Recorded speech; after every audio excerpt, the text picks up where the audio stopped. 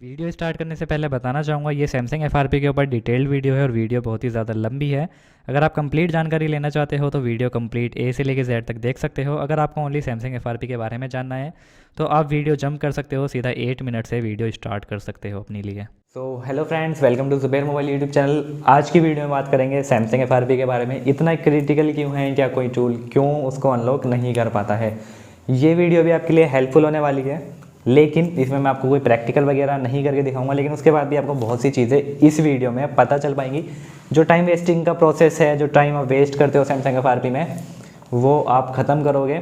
और बहुत सी ऐसी चीज़ें होती हैं जो आपको पता नहीं होता और कभी एक आध बार आपसे प्रॉब्लम क्रिएट हो सकती है सिर्फ और सिर्फ सैमसंग एफआरपी का फ़ोन करते टाइम पे।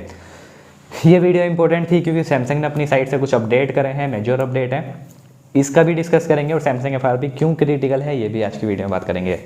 सबसे पहला, सैमसंग एफआरपी सिर्फ और सिर्फ सर्वर पे ही डिपेंड करता है। मतलब कि सैमसंग का खुद का एक सर्वर है, खुद का एक टूल है जिसका नाम है गैलेक्सी मस्ट टूल। तो सैमसंग एमटीपी मोड में, यानी कि डायरेक्ट फ़ोन ऑन करके कनेक्ट करो, उसके अंदर जो उनका टूल है सैमसंग वालों का, वो उसको अनलॉक कर पाता है। सिर्फ उनके पास वो सॉल्यूशन है, उनके पास, क्योंकि उनका खुद का बनाया हुआ टूल है और वो मार्केट में अभी तक लीक नहीं हुआ है। पहला। दूसरा, जो अभी मैग्मा आया था, सैम हब आया था, उसका क्या रोल था, वो क्यों कर पाते थे और अब मार्केट में कोई नया टूल क्यों नहीं आ रहा है। उसका रीज़न ये है, जो सैमसंग एमटीपी मोड में एफआरपी रिमूव होता था वो सैम हब या सैम हब टूल था या फिर मैग्मा टूल था। जब आप अनलॉक के बटन पे क्लिक करते थे तो जो आपकी एमटीपी वाली इन्फॉर्मेशन होती थी, पोर्ट शेयरिंग, वो एक तरीके से गैलेक्सी मस्ट टूल से ही उन्होंने सिंक कर रखी थी और आपका जो एफआरपी है वो बाईपास होता था। अब बात करते हैं सैमसंग आपको कौन से मोड में फ्लैशिंग का ऑप्शन देता है। और आखिरकार ये टूल जो हमें ऑप्शन देते हैं, जैसे अनलॉक टूल हो गया, यूएमटी हो गया, कुछ टूल होगा, और कुछ मार्केट में ऐसे टूल भी हैं जिनका नाम आपने पहली बार सुना होगा और वो आपका एफआरपी रिमूव करने की गारंटी लेते हैं कि आपका सैमसंग एफआरपी रिमूव कर सकते हैं वो टूल। तो मैं आपको बता देता हूँ, इन सब टूल्स के चक्कर में बिल्कुल भी मत पड़ना। प्रॉब्लम हो सकती है आपके साथ, आपका फ़ोन डेड हो सकता है, सॉफ्ट ब्रेक हो सकता है, इवन बाइनरी ब्लॉक हो सकती है। सैमसंग के अंदर एक सिक्योरिटी होती है जो कि होती है बाइनरी। नए सैमसंग में एक अपडेट आया है, अगर आप सैमसंग का एफआरपी करते हो और आपने कुछ उसके अंदर बाइनरी से छेड़छाड़ करने की कोशिश करी, डाउनलोड मोड में किसी ने ऐसी बूट वाली फाइल डाली जो कि करप्ट होगी, तो आपकी सैमसंग का फ़ोन उसकी बाइनरी ब्लॉक कर देगा। यानी कि अब आप अपने फ़ोन को फ्लैश नहीं कर सकते हो, ओनली और ओनली एमएमसी प्रोग्रामिंग ही करनी पड़ेगी आपको फ़ोन को ऑन करने के लिए। बाकी डाटा केबल के थ्रू कोई भी चांस नहीं है।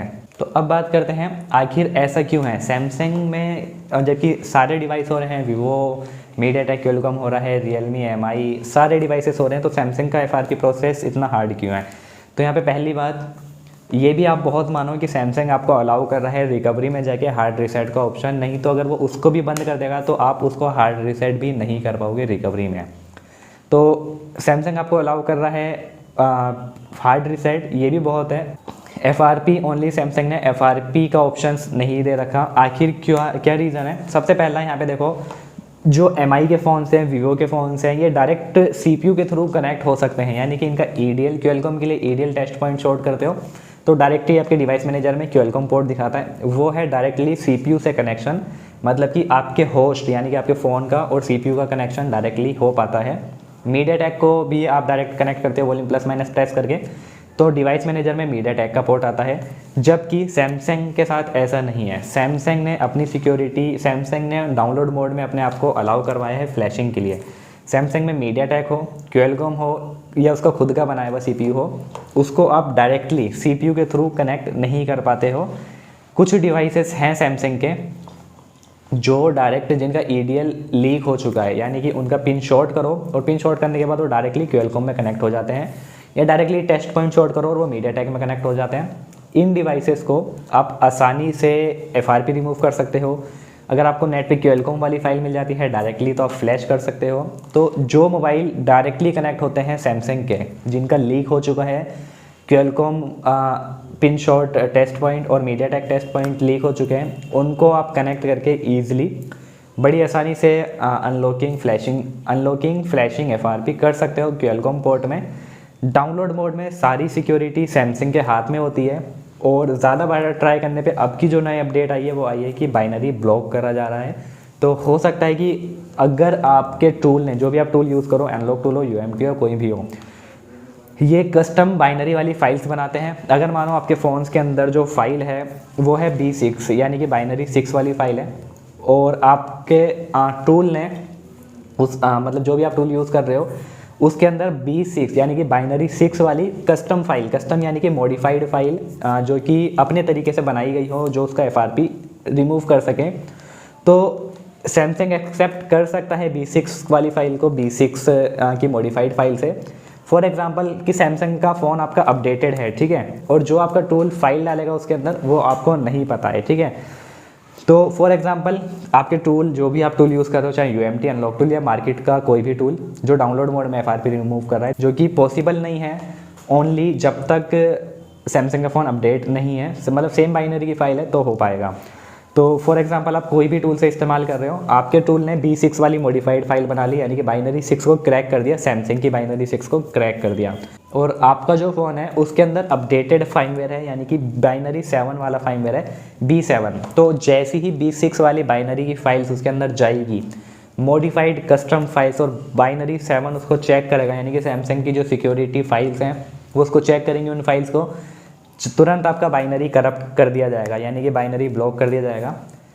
तो आप जब तक उसका डायरेक्टली CPU लीक नहीं होता, यानी कि डायरेक्ट वो क्यूएलकॉम या मीडियाटेक में कनेक्ट नहीं होता, एक्सिनोस CPU का तो कोई चांस ही नहीं है, क्यूएलकॉम मीडियाटेक की बात कर रहा हूँ, तब तक आप उसमें कुछ भी नहीं कर सकते। उसके बाद आपके पास एक ही चांस होगा कि आप उसका डेड बूट रिपेयर करो, वो भी EasyJetag या UEFI का सहारा लेके, बाकी कोई भी चांस नहीं है।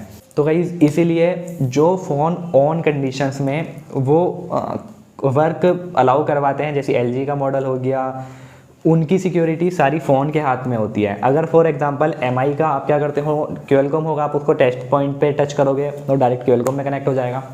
मीडियाटेक होगा, वो डायरेक्टली मीडियाटेक में कनेक्ट हो जाएगा। अगर MI वाले बोलें कि हमने टेस्ट पॉइंट बंद कर दिया, मतलब कि आपको उसका नेट पे टेस्ट पॉइंट नहीं मिलता, आप MI के फ़ोन को डायरेक्टली क्यूएलकॉम या मीडियाटेक पोर्ट पे कनेक्ट नहीं कर पाते हो, सो फास्ट बूट में आप MI की सिक्योरिटी भी क्रैक नहीं कर सकते हैं। अगर MI वाला बोले कि अब से हमारे फ़ोन सिर्फ फास्ट बूट मोड में फ्लैश होंगे, फास्ट बूट मोड में ही काम होगा, सर्विस सेंटर के थ्रू, या फिर सर्विस सेंटर को ऐसा टूल दे दें ओनली फास्ट बूट में ही काम कर सकें, तो यकीन मानो आप फास्ट बूट मोड में कोई भी टूल, कितना ही हाई फाई टूल, उसको सिक्योरिटी को क्रैक नहीं कर सकता है, क्योंकि यहाँ पे रीज़न आ जाता है बाइनरी, यानी कि बूट लोडर की सिक्योरिटी, जो कि कोई भी ऐसी फाइल अलाउ नहीं करेगी जिसकी सिक्योरिटी फ़ोन से के हाथ में है। जो डिवाइसेस डायरेक्टली क्यूएलकॉम मीडियाटेक पोर्ट में कनेक्ट होते हैं या हो रहे हैं, उनमें आप कुछ भी काम कर सकते हो, उन्हीं के लिए टूल्स जो हैं वो वर्क करते हैं CPU एल्गोरिदम की वजह से। वीडियो 9 मिनट की हो चुकी है, मेरे को पता नहीं है कि आपने ये वीडियो कंप्लीट करी, देखी होगी या नहीं देखी होगी। अगर देखी है तो आपको एक बेनिफिट होने वाला है, क्योंकि इस वीडियो में मैं आपको एक छोटी सी टिप्स देना चाहूँगा सैमसंग FRP रिमूव के बारे में। तो सैमसंग FRP आप किसी टूल के थ्रू नहीं कर सकते डाउनलोड मोड में, पहला केस, और आपको ट्राई भी नहीं करना चाहिए, क्योंकि आपका फ़ोन डेड हो सकता है डाउनलोड मोड के अंदर।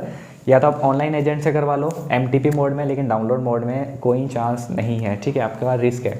सेकेंड, मैं आपको एक चीज़ और बताना चाहूँगा, आप सैमसंग FRP टूल से रिमूव नहीं कर सकते डाउनलोड मोड में, लेकिन आप सैमसंग FRP को बाईपास कर सकते हो। उसके लिए एक छोटी सी ट्रिक है, सैमसंग का जो तरीका है वो हमेशा बदलता रहता है, हर दिन अपडेट दूसरे तीसरे दिन चेंज होता रहता है, हर महीने 2 महीने में सैमसंग की जैसी अपडेट आती है वो तरीका भी बदल चुका होता है बाईपास करने का। तो उसका सॉल्यूशन क्या है, आपको सिर्फ यूट्यूब पे सर्च करना है सैमसंग FRP, ठीक है, सैमसंग एंड्रॉयड 11 FRP, या फिर सर्च करना है ओनली सैमसंग FRP बाईपास। उसके बाद आपको यूट्यूब के फ़िल्टर में जाना है, फ़िल्टर में जाने के बाद आपको फ़िल्टर लगा देना है दिस मंथ का, मॉडल डिपेंड नहीं करता। आप अगर इस टाइप से सर्च करते हो Samsung J2 FRP bypass, Samsung J7 FRP bypass, Samsung M11 FRP bypass, this is the wrong way. कोई भी यूट्यूबर या कोई भी इतना बड़ा कोई भी मतलब सारे मॉडल्स का, सारे ब्रांड्स का वीडियो आपको नहीं मिल सकती। सैमसंग का सबका प्रोसेस एक रहता है। अगर सैमसंग अपडेट हुआ है तो सारे सैमसंग का, अगर सैमसंग का एंड्रॉयड 11 M11 में है, J7 में है, J5 में है, तो सबका सेम FRP बाईपास आप कर सकोगे। तो सैमसंग में MTP मोड में डायरेक्टली ब्राउज़र में जंप करवाने का एक ही ऑप्शन होता है कि आप टूल का यूज़ करते हो और वो टूल आपके में एरर बताता है, ड्राइवर का एरर। वो क्या होता है मैं आपको बता दे रहा हूँ। अगर आपके में इस टाइप का एरर आता है, कोई भी ऐसा टूल जो आपको डायरेक्टली MTP मोड से आपके फ़ोन को ब्राउज़र में पहुँचा रहा है, उसके लिए आपको एक ही चीज़ करनी है, अपने पीसी का ड्राइवर सिग्नेचर।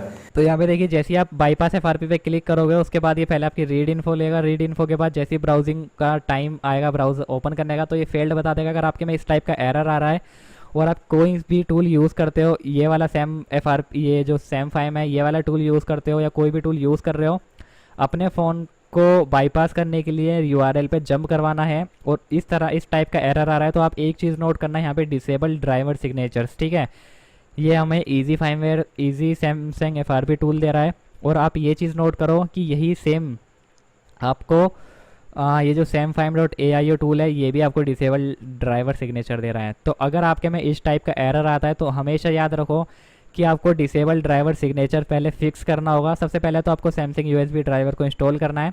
उसके बाद जैसा मॉड्यूल में, जैसे मैंने आपको फर्स्ट टाइम मॉड्यूल में बताया था कि आपको अपने पीसी के ड्राइवर सिग्नेचर को डिसेबल किस तरह से करना होता है, सेम वही स्टेप्स को फॉलो करना है। सिंपली अपने पीसी में यहाँ पे जाके और आपको रीस्टार्ट वाले बटन पे क्लिक करना है, शिफ्ट प्रेस करके।